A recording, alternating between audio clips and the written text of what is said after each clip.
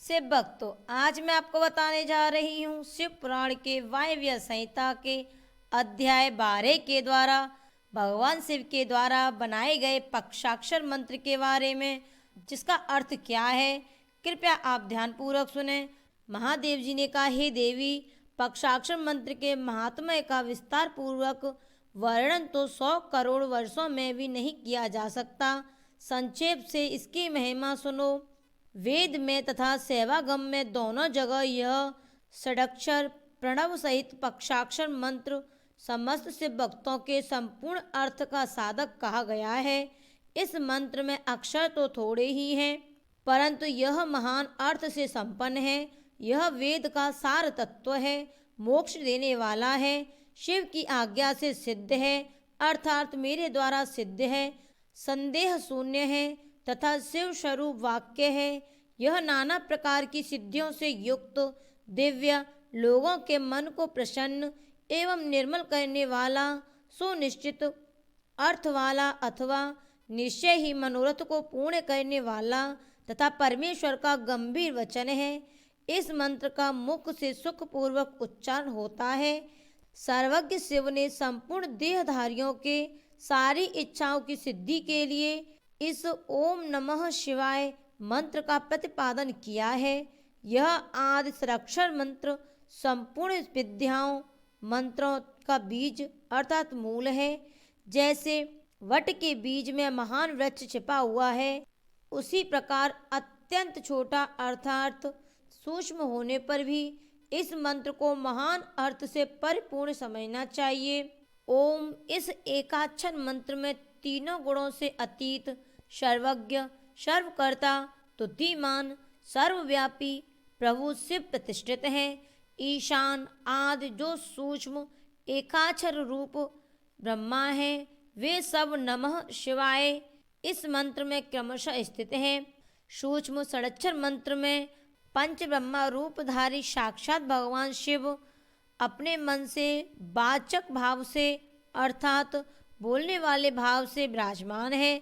अप्रमेय होने के कारण शिव वाच्य है और मंत्र उनका वाचक माना गया है। शिव और मंत्र का यह वाचक भाव अनादिकाल से चला आ रहा है।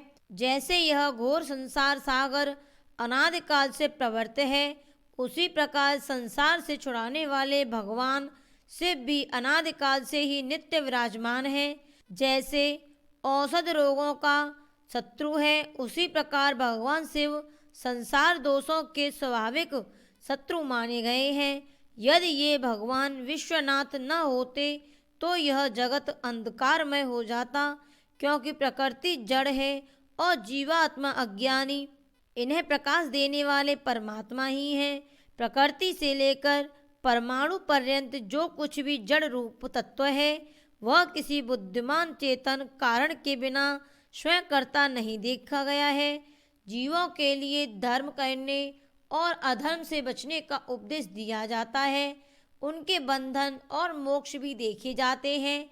विचार करने से सर्वज्ञ परमात्मा शिव के बिना प्राणियों के आदि सर्ग की सिद्धि नहीं होती।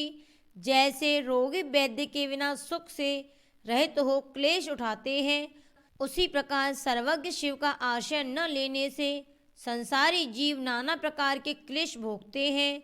यह सिद्ध हुआ कि जीवों का संसार सागर से उद्धार करने वाले स्वामी अनादि सर्वज्ञ परिपूर्ण सदाशिव विद्यमान है। वे प्रभु आदि मध्य और अंत से रहित हैं, स्वभाव से ही निर्मल हैं तथा सर्वज्ञ एवं परिपूर्ण हैं। उन्हें शिव नाम से जानना चाहिए। शिवागम में उनके स्वरूप का विशुद्ध रूप से बताया गया है।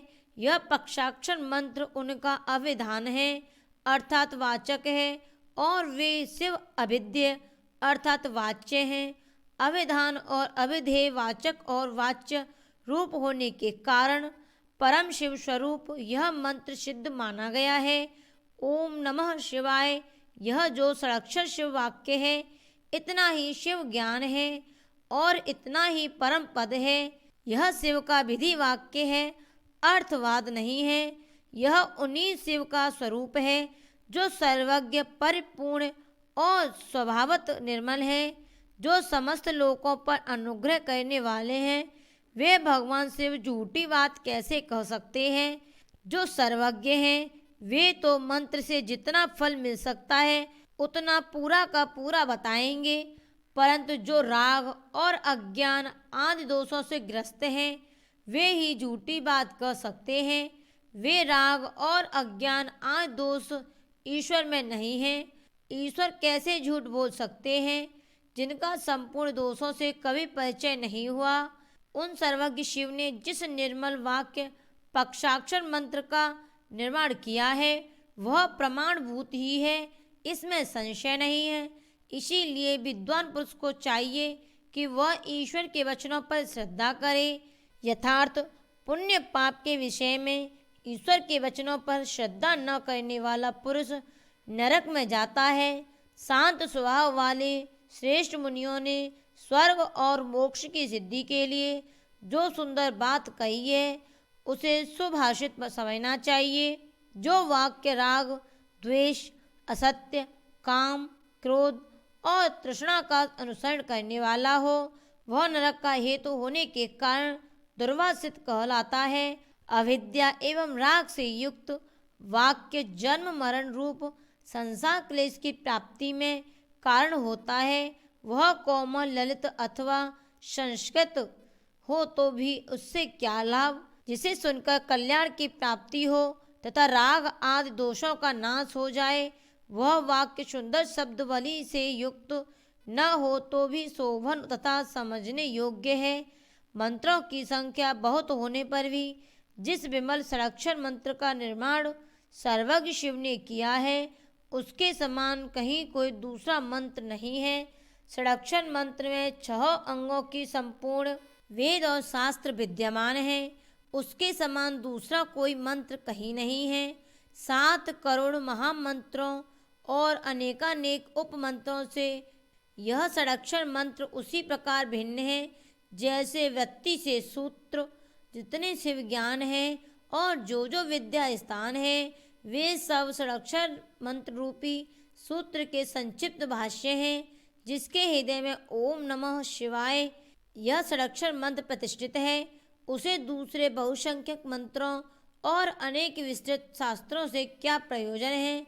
जिसने ओम नमः शिवाय इस मंत्र का जप दृढ़ता पूर्वक अपना लिया है, उसने संपूर्ण शास्त्र पढ़ लिया और समस्त शुभ कृत्यों का अनुष्ठान पूरा कर लिया। आदि में नमः पद से युक्त शिवाय ये तीनों अक्षर जिसकी जिह्वा के अग्रभाग में विद्यमान है, उसका जीवन सफल हो गया। पक्षाक्षर मंत्र के जप में लगा हुआ पुरुष यदि पंडित, मूर्ख, अत्यंज अथवा अधम भी हो तो वह पाप पंचर से मुक्त हो जाता है। शिव के प्रिय भक्तों, यह मैंने आपको षडाक्षर मंत्र अर्थात पक्षाक्षर मंत्र ओम नमः शिवाय के अर्थ के बारे में बताया है। शिव के प्रिय भक्तों, यदि आपको मेरी वीडियो पसंद आए तो मेरी वीडियो को लाइक करें, चैनल को सब्सक्राइब करें और कमेंट में हर हर महादेव न लिखना भूलें। बोलिए महादेव बाबा की जय।